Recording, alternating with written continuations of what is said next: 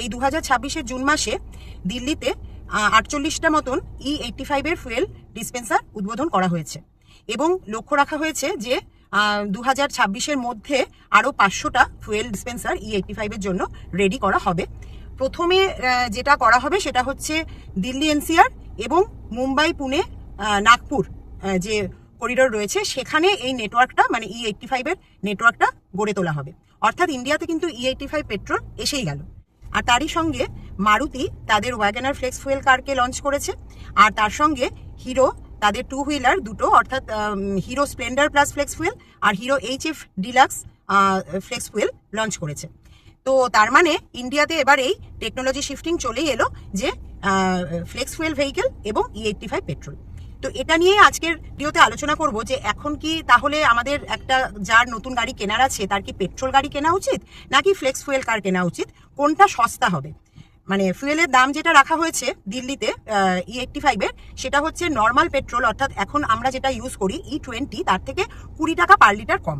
তো আজকে এই হিসেবগুলোই করব যে ফুয়েলের দাম একটু কম রাখা হবে মানে হয়েছে, এবং তার সঙ্গে লং টার্ম ওনারশিপে কি কস্ট পড়তে পারে, তারপরে রুটিন সার্ভিসিং কি হতে পারে, তার কস্ট কি হতে পারে। আর দেখুন মানে ফুয়েলের দামটা কম রাখা মানেই কিন্তু যে আপনার রানিং কস্টও কমে যাচ্ছে সেটা কিন্তু নয়। এই সব বিষয়গুলোই আজকের ভিডিওতে আলোচনা করব। অনেকেই হয়তো ভাবছেন এই ফ্লেক্স ফুয়েল গাড়িটা বোধহয় একদম নতুন টাইপের কোনো একটা গাড়ি, সেটা কিন্তু আদৌই নয়। ফ্লেক্স ফুয়েল গাড়ি নর্মালি একটা পেট্রোল গাড়ির থেকে আলাদা কিছু দেখতে হয় না, মূল পার্থক্যটা থাকে ইঞ্জিনের মধ্যে এবং ফুয়েল সিস্টেমের মধ্যে। হ্যাঁ, যেমন মারুতির যে এই ওয়াগনার ফ্লেক্স ফুয়েলটা এসেছে এটাকে কিন্তু নর্মালি দেখতে মারুতির যেটা ওয়াগনার ZXi বা ZXi প্লাস রয়েছে তারই মতন। পার্থক্যটা রয়েছে ইঞ্জিনের মধ্যে এবং ফুয়েল সিস্টেমের মধ্যে, যাতে করে কিনা এই গাড়িটা ইথানলের বিভিন্ন পার্সেন্টেজের ফুয়েল নিয়ে চলতে পারে।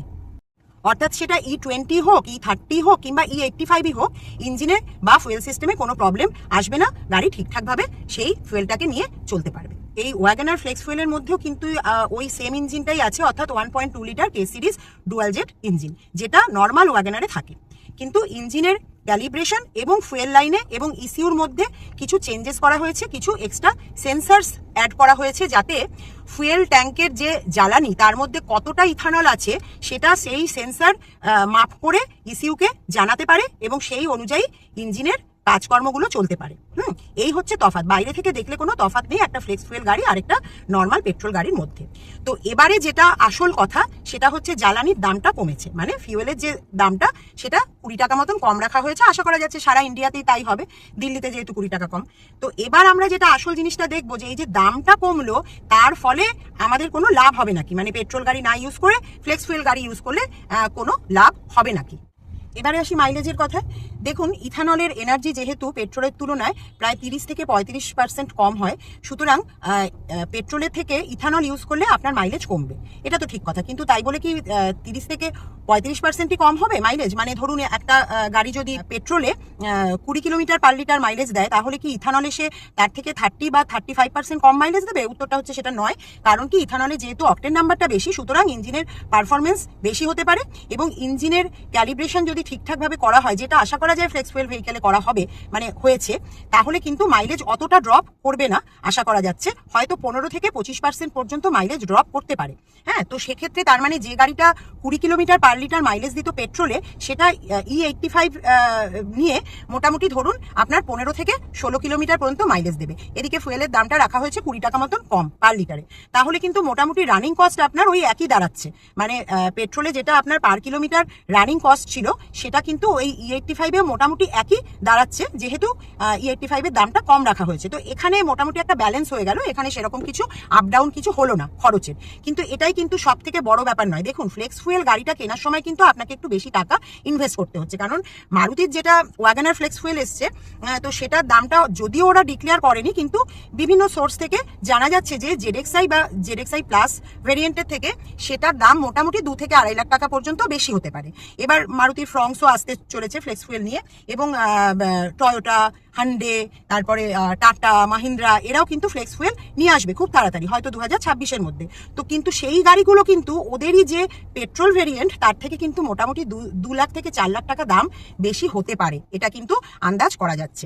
তো সেক্ষেত্রে কিন্তু আপনার এই ইনিশিয়াল ইনভেস্টমেন্টটা একটু বেড়ে গেল, আর তার সাথে মাইলেজ মোটামুটি আমি যদি ধরে নিই ওই মাইলেজ আর দামের কম্পেয়ার করে যদি আপনার পার কিলোমিটার রানিং কস্ট যদি সেমও থাকে, তাহলেও কিন্তু ফ্লেক্স ফুয়েলে অলরেডি আপনার কিছু বেশি টাকা খরচ হয়ে গেছে।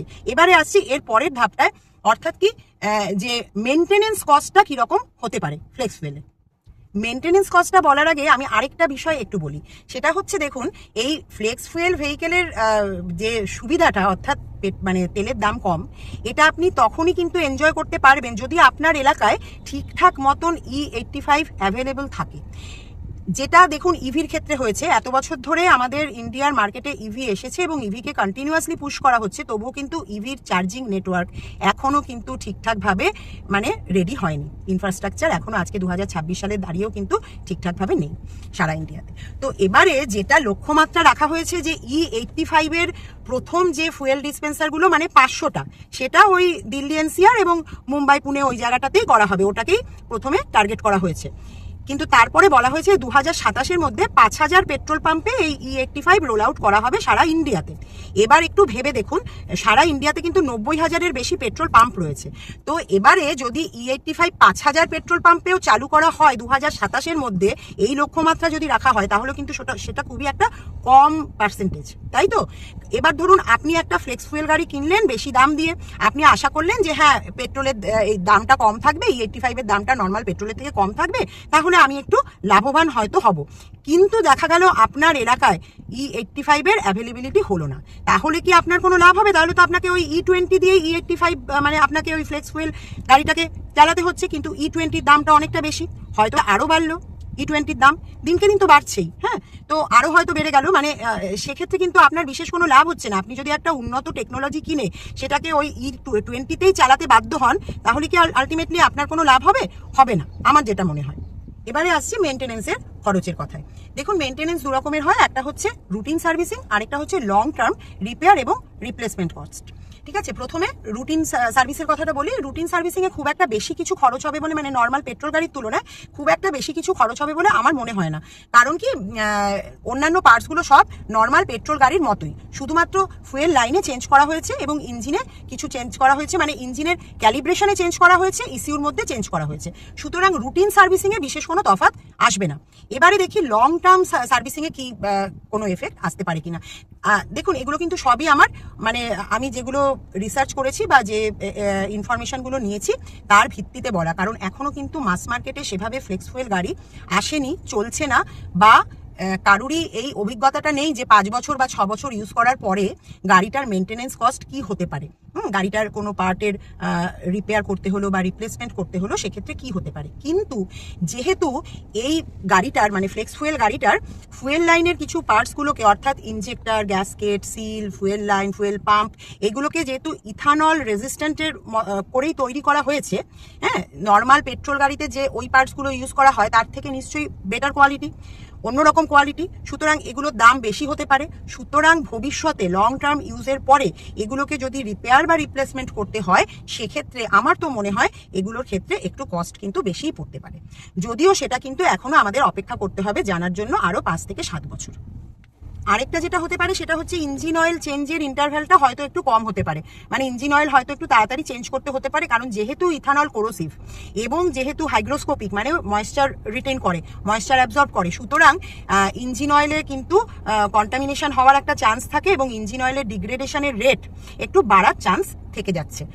সুতরাং ইঞ্জিন অয়েল হয়তো একটু তাড়াতাড়ি চেঞ্জ করতে হতে পারে। তবে এগুলো ওই যে সবই বললাম আমার অনুমান, যতদিন না পর্যন্ত এর মানে মাস মার্কেট প্রোডাকশন হচ্ছে, সেগুলো বিক্রি হচ্ছে, লোকেরা সেগুলো কিনছেন, ইউজ করছেন এবং তারপরে ফিডব্যাক দিচ্ছেন, তার আগে কিন্তু এগুলো ডেফিনেটলি কিছু বলা যায় না যে হ্যাঁ এটা বাড়বে বা এটা কমবে। এবার আসছে একদম লাস্ট টপিকে, অর্থাৎ এই ফ্লেক্স ফুয়েল গাড়ির রিসেল ভ্যালু কিরকম হতে পারে। দেখুন যদিও এটা এখনো অনেক মানে সুদূর ভবিষ্যতের কল্পনা, তবু আমি এখন থেকে একটু রিসার্চ করলাম।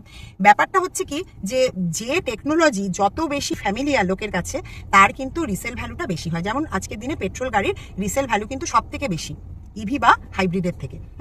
কারণ কি, এটা বহু বছর ধরে ট্রায়েড অ্যান্ড টেস্টেড পেট্রোল গাড়ি। সেই রকমই দেখুন, ফ্লেক্স ফুয়েল গাড়ি যতদিন না পর্যন্ত ইন্ডিয়াতে ট্রায়েড অ্যান্ড টেস্টেড হবে, যতদিন না পর্যন্ত লোকের এর ওপরে ট্রাস্ট আসবে, ততদিন পর্যন্ত কিন্তু রিসেল ভ্যালু বলা যায় না যে কিছু মানে ভালো রিসেল ভ্যালু কিছু পাওয়া যাবে।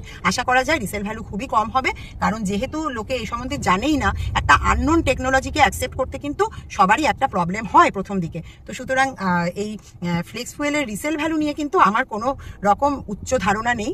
রিসেল ভ্যালু খুবই কম হবে। মানে আজকে যদি আমি একটা ফ্লেক্স ফুয়েল গাড়ি কিনি এবং 2 বছর পরে যদি মনে করি যে না, এটা আমি আর চালাবো না, আমি বিক্রি করে দেবো, তখন কিন্তু আমাকে বেশ একটা ক্ষতির সম্মুখীন হতেই হবে।